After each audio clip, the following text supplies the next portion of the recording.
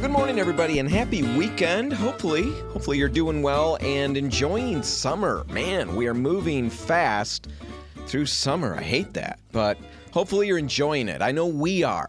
You know, we're trying to get to the beach a little more than normal, and it's pretty funny. My daughter, Hannah, dragged us there by sheer force of will a couple of weeks ago, and it was an epic experience. You're listening to the Repcolite Home Improvement Show, sponsored by Benjamin Moore. And yes, the beach was absolutely epic. You know, Hannah pushed and pushed and pushed. You know how kids can do that. It's like their superpower. It's their spiritual gift. It's all of that rolled into one. Anyway, she pushed and pushed and pushed. She wanted to go to the beach so badly. Yeah, the lawn needed mowing. Yeah, this needed doing. That needed doing. That was on the agenda. But the beach, the beach was calling Hannah. And so she went to work and eventually wore us down. And we took her, and it was fun. It was fun. But then at one point, right near the end, Hannah is sitting on her little blanket, and she leans back and announces really loudly, for everybody on the entire beach to hear, it seemed like. She says, "There, aren't you all glad I made you come?" And then she goes on to say something about, "This has been the best day of the summer so far, and it's all because of me."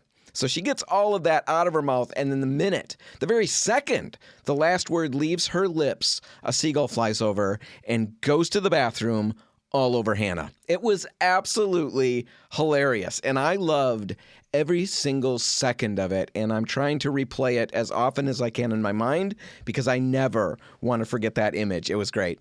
Anyway, hopefully you're all enjoying your summer as well. Now, coming up on the show today, we're going to be talking with experts from Village Custom Interiors, and we're going to be getting a bunch of different flooring questions answered. What's the best floor when you're looking for durability and good prices?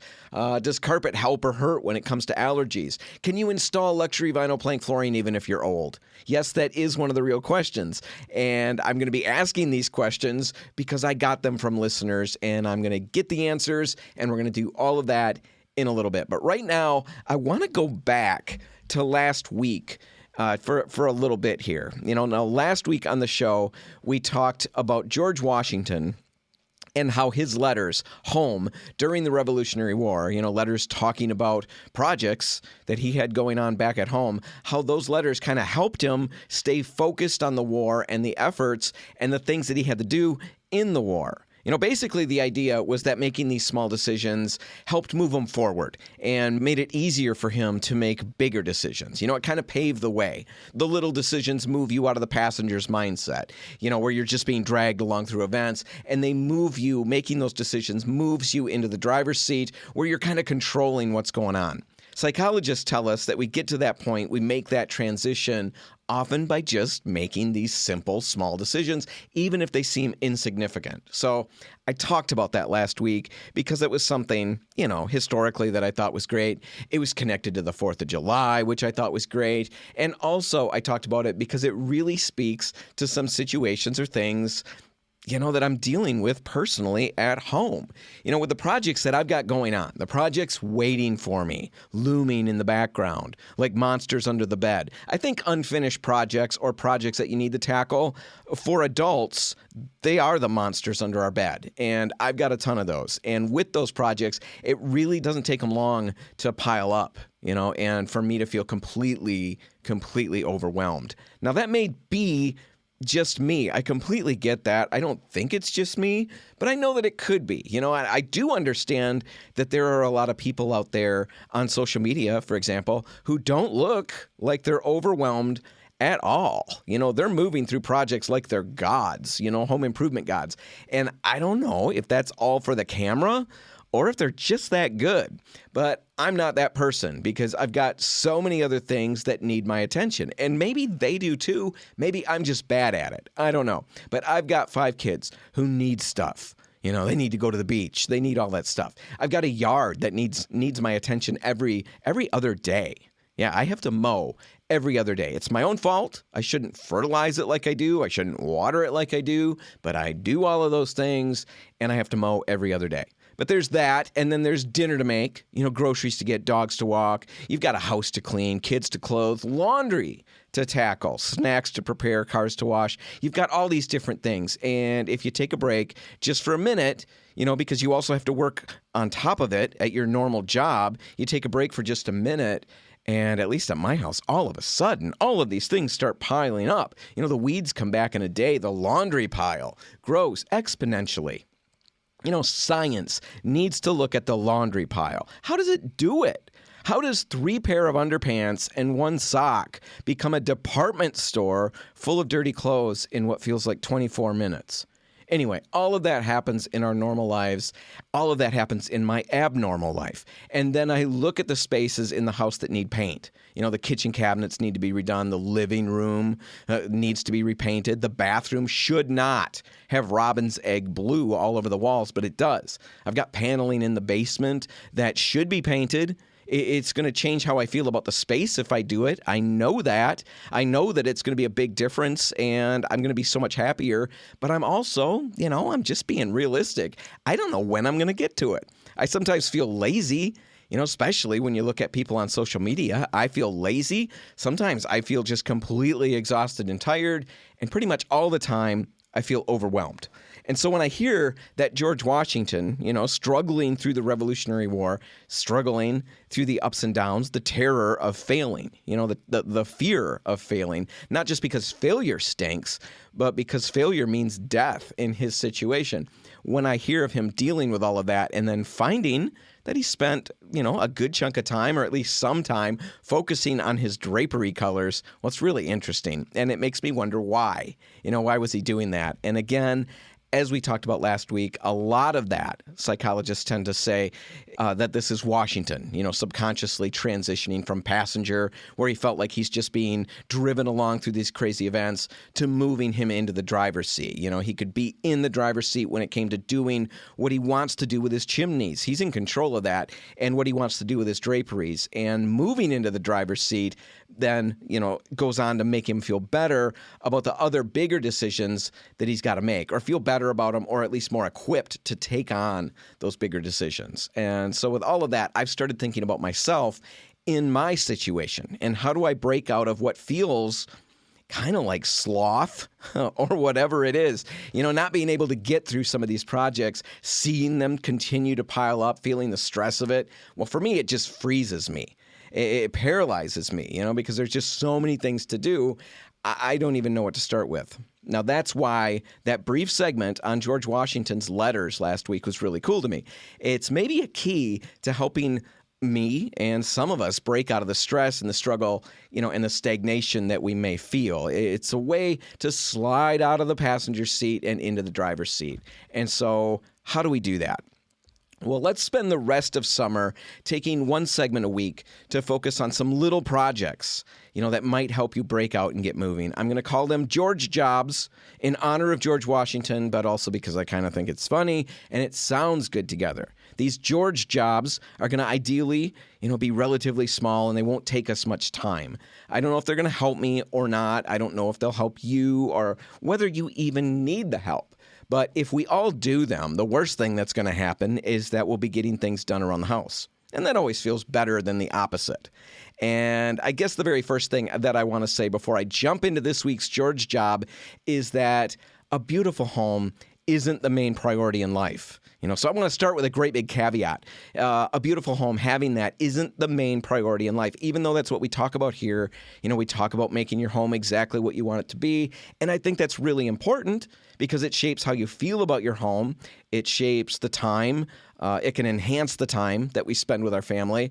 And when we're not distracted by things that need to be done or projects that need to be tackled, that's a win for family time. I get that. When we're in a space that's really well suited, whether it's just the color, or whether it's the color and the combination of the decor that's in the room, or the furnishings that are in there, or, even the architectural layout of the space. When the space is right, and if it really works for your family, then, the time that we spend there is better and more fulfilling and more fun.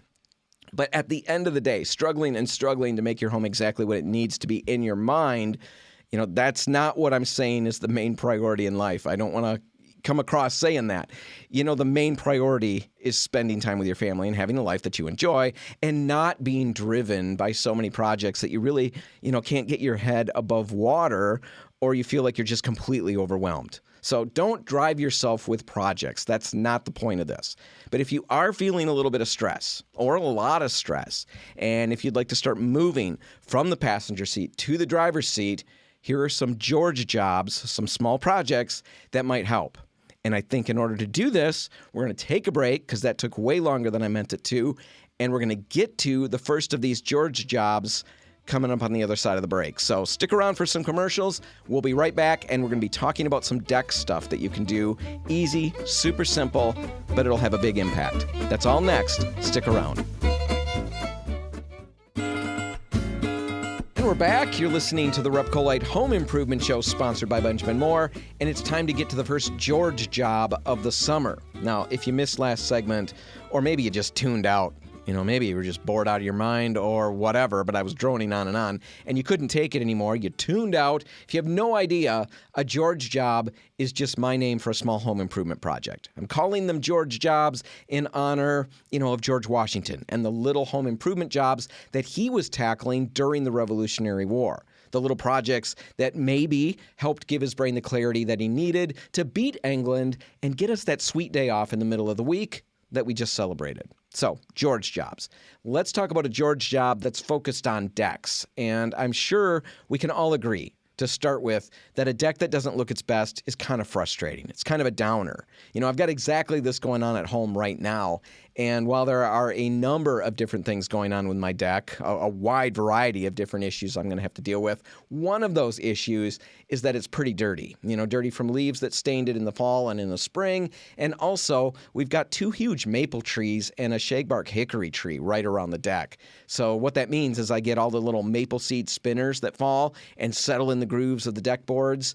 And with that hickory tree, the squirrels go crazy. They chew the nuts apart, and I get tons of those in the deck grooves. The whole thing looks bad, and it really brings down the mood. It kills the vibe at the Hansen house, and I don't like that. If you've got a similar situation, or you can feel the pain, here's some good news. If your deck coating is in good shape, but it's just dirty, which I think is what I've got going on. I think I've got a deck coating that's just fine. It's just dirty. If that's you, you don't need to go through the whole big strip the deck or sand the deck and then reseal it. You can simply clean it and let it dry and walk away. We're going to get to that and what it looks like in a minute. But first, let's deal with the gunk in the gaps. It's really important that you do this and that you remove that stuff regularly. It's not just unsightly, it's not just ugly, but it's not good for the deck boards. So how do you get that gunk out of there easily and quickly? Well, there are a ton of different items that you can buy that are made expressly for this. Deck gap cleaners, they're called. And basically, all they are is a dull metal blade of some sort on a pole. And you just run it through the gaps and you push the dirt and the leaves and all of that out. But before you rush out and snag several of these deck gap cleaners, just think about it for a second. This isn't rocket science. The previous owner at my place just screwed a thin metal plate onto a stick. It's caveman technology. Except for the screws, it's caveman technology. And that plate on a stick worked really well. So you might, and most likely can, DIY your own solution for this. So think about that before you rush out and buy something. Now, also in my situation, like I mentioned, I have all these nut pieces from the hickory tree, and when they get wedged in really deeply between those boards, and they become really tough to get out with the little metal plate on a stick thing. In fact, sometimes it's like shoveling the driveway when the driveway has sunk in places, and you're going really well, and then you hit one of those dips, and you nearly impale yourself on the shovel handle. Well, that happens with the metal plate on a stick too. So I can do it in the winter and I can do it in the summer when I'm working on my deck. And when it happens, it's extremely unpleasant, to say the least. It really does make you question life decisions that you've made. So I've got that going on, and after impaling myself, or nearly impaling myself several times, I decided I needed another solution. And that's when I decided I'm going to use this Japanese pull saw that I've got in the house. Now, I've got to take a quick segue. A Japanese pull saw. I've got to explain that. Japanese pull saw is a tool that I've talked about on the show before. And generally speaking, imagine it as this. It's about an 11-inch floppy steel blade on a rattan-wrapped handle. So think samurai sword, and you're really not that far off. Now, these saws are excellent for woodworking, and I use them almost exclusively when I need a handsaw. Now, the work is done by pulling the blade, as the name suggests, rather than pushing as we do with a Western push saw. Now, the thin blade, which again doesn't need to be that thick because we're not pushing it through the wood, we're pulling it, that thin blade glides through the wood like butter. It doesn't bind as often once you get the hang of it. A little bit of trick to the technique, but once you get it figured out, it doesn't bind as much, and they cut beautifully. If you do any woodworking at all, really, look into Japanese pull saws. I'm betting you're going to thank me later. You're probably not going to send me money, but you will thank me. Probably not personally, but you'll think kind thoughts in my direction. Anyway, I have one of those, and about 2 years ago, like I said, I realized it might be perfect for slicing through all that junk that I couldn't get out from between the deck boards, and it did work flawlessly for that. It's extremely effective and fast. The only downside is that I have to be on the deck to do it, crouched down, sitting there, using it. I can't use it standing up. I'm short, but I'm not that short. Anyway, use some sort of simple tool. I didn't need to go into that much detail. Use some sort of simple tool to get the gunk out from between your deck boards, and then it's time to clean the surfaces of those boards. And for this, Benjamin Moore makes a product called Clean. It's going to remove dirt and grime from leaves. It's going to remove stains from mold and mildew, and it's safe for your wood deck. It's not going to take that finish off that you've already got down there. It also does work on concrete, stucco, vinyl, fiberglass, and outdoor furniture. So even if you don't have a deck that needs cleaning, maybe your quick George job is to get your siding cleaned or your outdoor furniture, whatever. Either way, Benjamin Moore's Clean will work to get you there. Now, here's how you do it and what you'll need. And we'll keep our focus on decks just to make the conversation, more straightforward. So grab a gallon of Benjamin Moore's Clean. This stuff is a concentrate, and a single gallon will make up to about 8 gallons of cleaner. Mix about a half a gallon of Clean with 3.5 gallons of water, put it in a little garden pump-up sprayer, and then apply it to your deck. Keep it wet, don't let it dry out, and then while it's wet, hit that area with a stiff bristled deck scrub brush. And I know it's really tempting to get a push broom and figure that's going to be good enough. Try to save some money, save some time, use something that you've got around the house. I know it's tempting because I've done it. But there are specific deck brushes that work much, much better. And I found the difference in results between a push broom and a deck scrub brush to be huge. So get a good scrub brush and scrub the deck in the direction of the wood grain. Now, after you've done that, rinse it well with a garden hose with a good nozzle. You don't need a power washer for the deck. And honestly, if you do use a power washer, you really do need to be careful. Quite often, people use them with too much pressure, or they put them too close to the surface of the deck, and they end up damaging the boards. You see it happening all the time on YouTube videos of people using power washers. They don't usually show the damage that they're doing, probably because they don't see it at the time. But those of us who work with decks and who refinish decks regularly, we cringe almost every time we see it. So if you use a power washer, be careful. Anyway, rinse the deck, and then if necessary, you can reapply the cleaner and do it all again to get it as clean as you can. Tackle the project on an early morning. Do it right away before it gets too hot. Put a speaker out there, a little Bluetooth speaker with the Repcolite Home Improvement Show blaring into the neighborhood. And most likely, you're going to have that whole deck cleaned before 10 a.m. And there you go.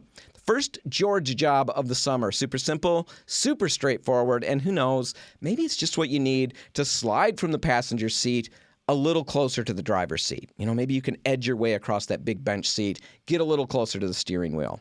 And by all means, if you do have other deck questions, or if you do need to remove an old finish and apply a new one, we can help you with that as well. Just stop by any Repcolite and we'll get you moving. All right, we're going to take a break, and when we come back, I'll be talking with Village Custom Interiors, and we'll be getting your flooring questions answered. That's all just ahead. Stick around. And we're back. You're listening to the Repcolite Home Improvement Show, sponsored by Benjamin Moore.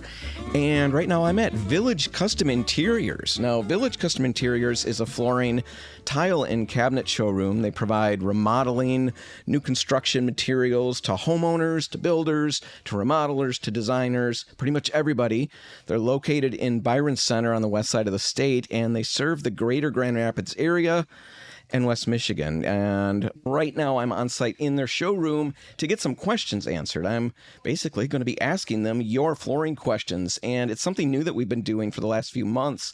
And I just want to take a second before we jump in and encourage everybody out there, if you have home improvement questions, pretty much of any kind, send them to radio@repcolite.com. I'll log them, and then I'll bring them to the proper experts as time allows, and then I'll air them on the show. And if I air your question, I'll send you a $25 gift certificate to Repcolite. So you win twice. You get your question answered, and you get some fun money for paint. All right, let's get to the flooring questions, and to help me answer all of these things in a responsible and correct manner, I'm joined by Jake Bennett and Lauren Glasshauer, again, from Village Custom Interiors. Guys, thanks for being here. Or thanks for letting me be here.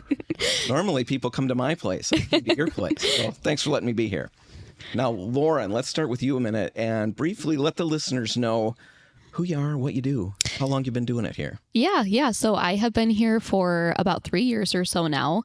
I was in school for interior design. And then while I was in school, then I started here part-time. And yeah, I started at the front desk here, and then I transitioned my way after I had graduated college for interior design into the builder department here. So essentially, I work with a whole list of builders, and we work for them from start to finish of their project, essentially. So they will send in their customers, and we will start the selection phase with them. So we will help them pick out countertops, flooring, tile, go through the layout of their space and everything, as well as bidding out their project as well. So yeah, we'll kind of work with our builders, communicate with them, communicate with the customers, and yeah, just kind of guide them along through the process. All right. You've been doing that like 3 years or so? Yep. Mm-hmm. Yeah, I really enjoy it. Yeah, it's a great place to work. How excited were you to be on the radio? Very excited. Oh, crazy excited. Yeah, crazy excited. Also crazy excited is Jake Bennett. Jake, how long have you been here? I've been here just 6 months. I was an installer for 30 years, so now my job here is coordinating all the installs for all the customers and builders, and tackling any issues that come up between our installers and the job site. All right, so you did flooring installs? Yep, flooring installs for 30 years. All right, your least favorite flooring install? Kind of, what material do you love to install the least? Still ceramic tile. Ceramic tile. It's a real battle to get the ceramic and cut them, and you get pretty wet also while you're doing it. All right. Well, let's get to some of the questions that we've got. I've gathered these from listeners from all over the state. So some of these are going to be people outside of your area. So we're just getting them some good generic answers to some really good questions. And we're going to start with a question from Greg. And here's what Greg's got going on. He's redoing the kitchen floor in a rental unit. He's curious what material you guys would recommend that would give him the best durability at the best value. Greg speaks my language. I want the best for the least. What do you guys recommend for that kind of a situation? So we would recommend vinyl plank flooring for that. So with vinyl plank flooring, then you are essentially getting a floor that looks similar to a hardwood floor while being more cost effective than hardwood. We would recommend a vinyl plank flooring that is close to or at about an 8 millimeter in thickness, as well as a 20 mil wear layer. So for durability purposes, essentially, the thicker the flooring is, the more durable it's going to be. Thicker flooring is going to help to prevent gapping between your floor down the road, as well as any slight give or bounce back you're going to have with your flooring. So it's just going to help with that and really be a nice and sturdy floor. So what kind of other thicknesses are there? You said you recommend a what thickness floor? An 8 millimeter typically. I would say close to or about, if you can help it. Their thicknesses typically start at around a 3 millimeter or so, and then middle of the road would be more like a 5 millimeter. So essentially, yeah, the thicker the floor you're getting, the less chance you're ever going to have of those locking mechanisms in between your plank flooring coming apart or gapping, things like that. So that thickness, that's not a wear layer thickness, that's the floor thickness? That's the floor thickness, okay. Yep. So yeah, the wear layer then, that's essentially the actual top coat that you're feeling there, that vinyl feeling on the top. That's what that is. And yeah, the thicker that is, again, the less chance you're ever going to have of things wearing through to the actual core of the floor, if that makes sense. Oh yeah, that makes sense. Yeah. So vinyl plank. Yes. Mm-hmm. All right. Yes. Luxury vinyl plank. Luxury Is that the vinyl. same thing? Essentially same thing. Yep, just different wording there. So yeah, and actually most of what we sell here is a lot of 8mm. We don't really sell much under a 20mm wear layer floor. So Okay. All right. Well, that gets Greg off and running. That's what you think is the best value and going to give him the most durability. yes. All right. So people in a similar situation looking for something like that, luxury vinyl plank is a good place to start. Let's go to another question. This one's from Angie. I love this question. Angie gets a big thumbs up for this. Not that nobody else does, but I'm saying I really like this. Angie says, I've read conflicting things about carpets and allergies. Well, Angie, I'm in the same boat as you. I've heard conflicting things. I've heard some people say, this is Angie talking. I've heard some people say carpets are bad if you have allergies, and other people say carpets are actually better for people who have allergies. What are your guys' thoughts on this? So my wife and one of my sons has really bad allergies. We have removed all the carpet from our house. Okay. So no matter what allergies you have, the carpet, if it's from pollen or any kind of outdoor material, it's going to get in your house. If you open your windows, open your doors, and the carpet is going to trap it. Now, there are things you can do to help with your carpet, getting it cleaned professionally once a year, maybe even 6 months, but they all require for your warranties to keep that carpet cleaned once a year. Okay. So you've got to go through and get it professionally cleaned. Yep. And that will remove these allergens that are trapped in the carpet, because I'm assuming the fibers will collect and kind of hold on to these things. Yes. Because that's what I've heard is the benefit of carpet. It keeps it from floating in the air and traps it in your carpet. So unless I'm laying on the floor rubbing my face on it, I might be okay. But you guys removed it all. Yes. So What was the end result of that? Even though that happens as you vacuum, the vacuum does not get all the particles up. Oh, it throws them back into the air. Throws them back into the air. Yep. So there's no, well, I'm sure there is some residential type vacuums I can buy if I really drop some coin that will maybe collect this stuff. Yes, But for the most part, even when I've got these HEPA filter, They do help. They do help a lot, but it's still in there, and All right. it is trapped for a certain period of time until you get it professionally cleaned again. all right. So what's been your experience? You removed it. Had your wife struggled while you had the carpet, and Yes. she noticed Yep. tremendous improvement? Tremendous improvement after we removed it and put in a vinyl plank. Yeah, it makes sense. I guess I had hoped that the answer was going to be the other direction, because I didn't really want to pull up all of the carpet and get all my floors refinished. But I guess I'll just keep playing it by ear. But Angie, that should get you a really good answer. I mean, that's pretty solid. I'm curious, anybody out there, that's anecdotal evidence. Anybody out there who's had an opposite experience, by all means, let us know. Or if what you found out, in the course of your investigations into this, because I know a lot of people deal with this. A lot of people pull the carpet out and go to the hard surfaces. If you've had great relief from that, shoot me an email, radio@repcolite.com. I'll carry the information to everybody else.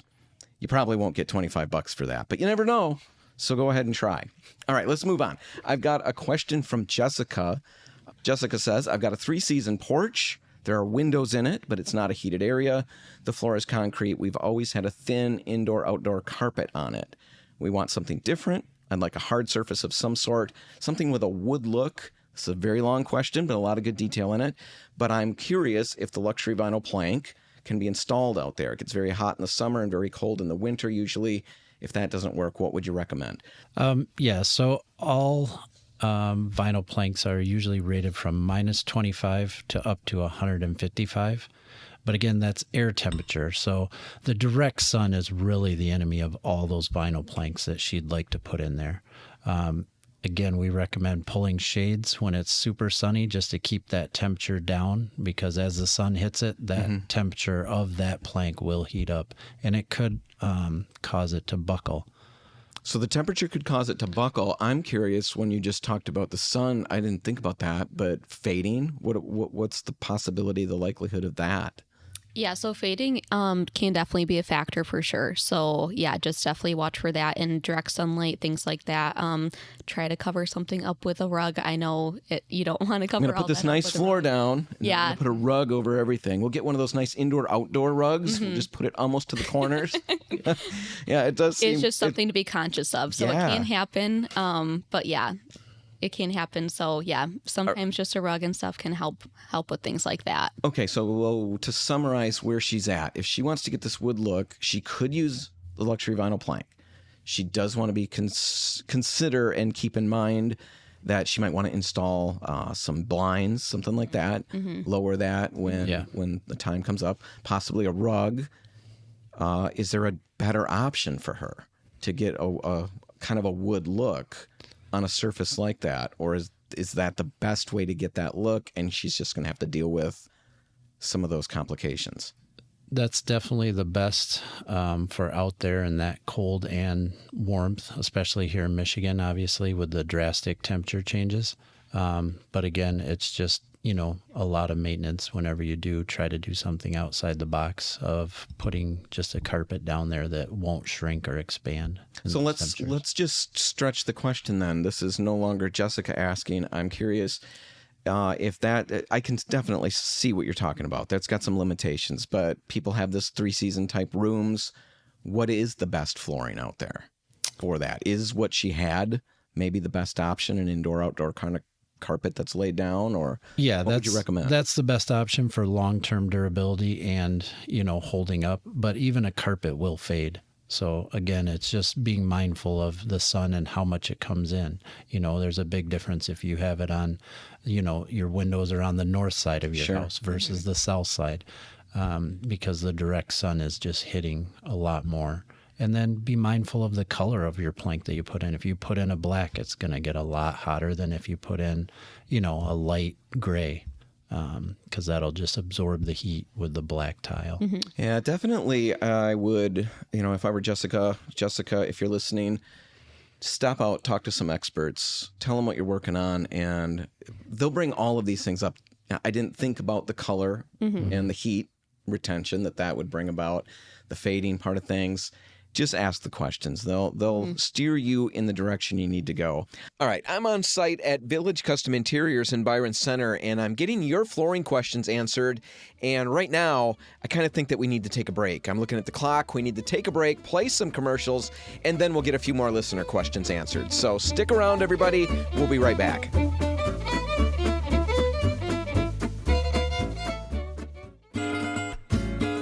And we're back. You're listening to the Repcolite Home Improvement Show, sponsored by Benjamin Moore, and I'm on site at Village Custom Interiors in Byron Center, and I'm getting your flooring questions answered. Now, if you missed the first segment, Village Custom Interiors is a flooring, tile, and cabinet showroom, and they offer remodeling and new construction materials to homeowners, to builders, remodelers, designers, pretty much everybody. Now, I'm joined right now by Lauren Glasshauer and Jake Bennett from Village Custom Interiors. And guys, let's just keep going with the questions. I've got a couple more I'd like to get to. And this one's from Lynn. I love this question as well. My husband and I are retired, and we want to redo the floor in our kitchen in our condo. I believe it's a laminate floor right now. We want to put in a vinyl plank floor. Vinyl plank floor keeps coming up and up and up. We've watched a lot of videos on how to install it, and it looks like we could do it. What's your opinion? Do you hear good results from other people who give this a try, even old people like us? That's why I love that question. Even old people like us. Can old people like Lynn and her husband install vinyl plank floors? And I guess before we get to that, maybe we should just address, she mentioned that she thinks she has a laminate floor now and she wants to switch to a luxury vinyl plank. What's the difference between those two in the first place? Let's just start with that. Yeah, so essentially a laminate floor is going to be a little bit better for scratch resistance and things like that, whereas vinyl plank floor LVP is going to be geared towards being a little bit more waterproof, essentially, because it has that wear layer on top. So yeah, those are the main differences between the two. It kind of depends on their lifestyle and things like that. If you have pets and lots of scratching and things like that is something that you would be worried about, then laminate floor could be good for you. Vinyl plank does do decent with scratching and things like that, but it does have that nice waterproof wear layer on top. So it's going to be better for water resistance and things like that. Laminate or the vinyl plank flooring is a little quieter to walk on too, isn't it? Or has laminate always used to be quite clicky? You know, it made a little, well, I said it. It's clicky. Yep. Yeah. Walk on it. And vinyl plank is a little softer. It doesn't quite give that feel to it. Yes. Does it? Yep. Just a bit more, I would say. Especially if you have a cork backing or something like that on your vinyl plank floor. Cork backing can help just a little bit with sound absorption and things like that. I wouldn't say it makes a world of difference, but it can just help a little bit more with sound absorption and things. So installation then. Let's get to the main question here. Can old people like Lynn and her husband install this safely? We do honestly strongly recommend that if you're not an experienced installer, that you do have an expert install your floor. With flooring, there can be so many factors that it really is just best if an experienced installer verifies things such as if you would need any buildup or leveling, if there are any odd angles in your home where the flooring would be butting up to, things like that. If you are paying for new flooring, especially, it's just really better to be safe than sorry. We would hate for somebody to purchase a beautiful new flooring that can be an investment just to have the install not go according to plan, because there can be so many factors with that. So, all right. So that's good. That's good. I get that. If you are comfortable doing stuff like this, you've done a lot of projects around the house. I've installed some vinyl plank, and I'm kind of a dope sometimes, and I did just fine, so I think it can be done. But I've done a lot of other projects, so I wasn't completely, out of my element there. I know it can be done, but maybe if I really like the point, you're dropping the money for the floor. you want the beautiful install with it, right. Yes. Does it need to be leveled? There's a lot of things going on. Lots of factors. To make sure it's ready Yes. for the floor to get the best results. And I don't believe age has any kind of factor. No. Being over 50, I can vouch that. No, I know. I'm at the same boat, over 50, and all of a sudden, when my dad turned 40, I was thinking about this the other day. I remember thinking, I guess we better pick out a coffin. He's almost done. It was so sad because Dad had such a good run, and I knew it was almost over because he was 40. And oh my goodness. When I was young, we used to say, don't trust anybody over 30. So yeah, that's just ridiculous. I don't trust anybody under 50. Right. Yeah. All right. Well, except you, Lauren. Oh, okay. Thank you. All right. Last question I've got. This one's just a fun one. It's from Daniel. What's the newest, coolest thing in carpet right now? And it's not me, Daniel. It's another Daniel out there. Still a good question. Newest, coolest thing. Yeah, so I would say that we're seeing a huge comeback for patterned Berber carpet, or what we're more commonly referring to now as loop carpet, as well as cut and loop carpet, which is essentially a mixture of a looped and a plush carpet. We're seeing some very fun, very bold, modern patterns that people wouldn't really expect from a looped carpet. Anderson Tuftex is a line that has a great selection of affordable options right now too. So you're essentially getting a very high-end looking carpet for a very good price point, especially with Anderson Tuftex. Places that we've been seeing this for the most part are places like a stair runner in homes. People have really been using the stair runner to their advantage, as doing it as a fun statement and a pop of something in their home. All right, that's all the questions I've got with flooring. I think we're going to wrap this one up. Lauren and Jake, thanks for letting me be in your building and ask you all these questions. If our listeners want to get in touch, maybe they want to follow up on some of these, maybe they've got their own questions, how's the best way for them to get in touch with Village Custom Interiors? Yeah, I would say you could either fill out a form on our website. We have a link on our website that you can fill out an inquiry to us, or you can just go ahead and call in our showroom too, and you can set up an appointment with one of our showroom designers here and start from there. All right, perfect. Jake and Lauren, thanks for letting me be here. Yeah, Thanks for stopping by. All right, and there you go. Another episode in the books. If you want to catch it again, you can find it online at repcolite.com. And do me a huge favor, if you would. Find the Repcolite Home Improvement Show on Facebook and like and follow. That'd be great if you did. All right, remember that there's a huge sale on Regal Select going on right now for the remainder of the month at all Repcolite stores. You can get Regal Select matte and eggshell for 30% off the standard price, which puts it right around the same price that you pay for box store products that aren't nearly as nice. And for that matter, if you use Benjamin Moore's Ben, you can now get Regal Select at Repcolite for the rest of July for about $3 more a gallon. Make the switch, even if it's just for one project, and we don't think you're going to want to use anything else. It's a great product. All right, whatever you do today, make sure paint's a part of it. Have a great weekend, everybody, and I'll see you next week. I'm Dan Hansen. Thanks for listening.